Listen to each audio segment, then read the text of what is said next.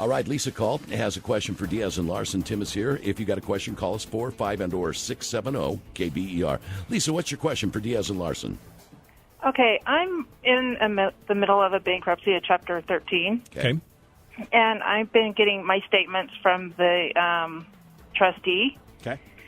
Now, most of the money has not been paying off like everybody. Mm-hmm. It's been paying off like one specific person. Right. Okay.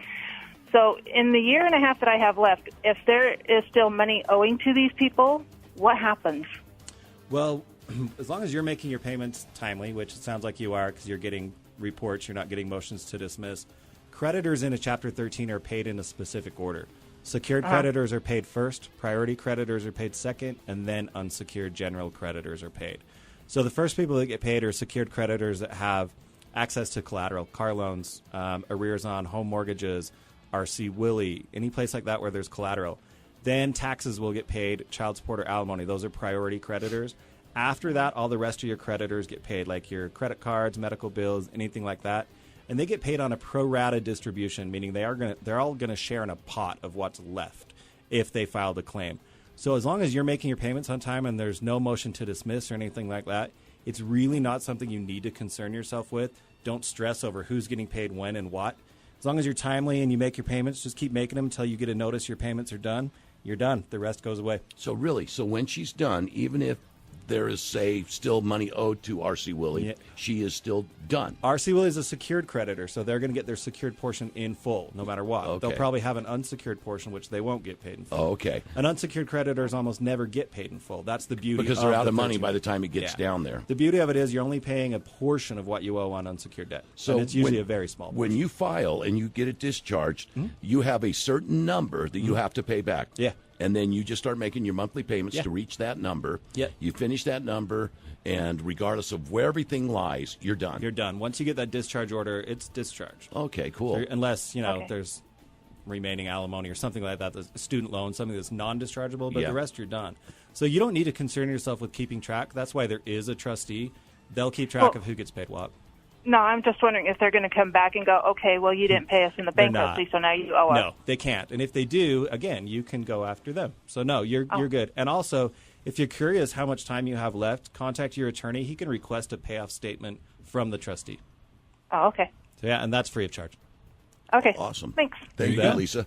What about if some woman were to get a boob job? Yeah. Wait, now this all of a sudden we all just got a little happy. Let me say, instead of a boob job, got augmentation. Oh. So the question's why? And she started missing payments on that. God, I start thinking, could they can't repo the boobs. No. Is there is a repossession possibility in bankruptcy, though, There right? is, yeah. If you're a secured creditor where there's, a security agreement or something like that, of course. So, if you used a credit card or I guess just financing through the Through doctor, a finance company, it's an unsecured debt. So no. So that doesn't fall into the RC Willies. No, that falls in after. Medical debt is almost always unsecured. Unsecured. In fact, okay. I don't think I've ever seen medical debt be secured. So if you've had surgery, whether it be elective or something you needed, and you can't pay those bills, you can still discharge that debt. However, you need to be aware that whoever you're discharging, whatever doctor treated you or did whatever operation, they're not going to see you again. True. So if you're good with that, they're never going to treat you again. Great. This is really important what Tim just said. I have a friend that did a bankruptcy, and she loved her doctor. It was her children's doctor, actually. Well, hers and her child's doctor. Loved the clinic, loved the doctor, loved everything. She did her bankruptcy and didn't even really think while she was doing this that she was also declaring the bankruptcy with this doctor. Right. So when it was discharged and all done, she made an appointment with the doctor, and they refused to see her unless she paid the money owed. Exactly. Oh, gotcha. Yeah, they don't have to treat you anymore. If you didn't pay your bills, they don't have to see you. Now, can you say I do want to pay my doctor because I still want to see my doctor? Ooh, good question. Not And during then- the bankruptcy. not no. during- okay. You can't prefer one unsecured creditor over another. Gotcha. However, if you got through with your bankruptcy and a few years later life's going better for you, you're making more money, and you really want to pay that doctor to see him again, That's your choice. By law, there is no obligation to ever pay an unsecured creditor. But if you wanted to by choice and they were going to accept it, you can. Wow. And then they can choose to see you or not in the future also. Absolutely. Well, and that's why I'd make that deal with them. It's like, look, I'll pay you if I can still come, Yeah. But, wow. That was a surprise to the person. And I'll tell you what, she was brokenhearted. And a lot of people are when that happens. Really? Yeah, I mean, people have good relationships with doctors, dentists, things like that. Yeah. And that changes everything. And the money, the price that she owed was so much that she couldn't just pay it off and resume her, a relationship with that doctor. And right.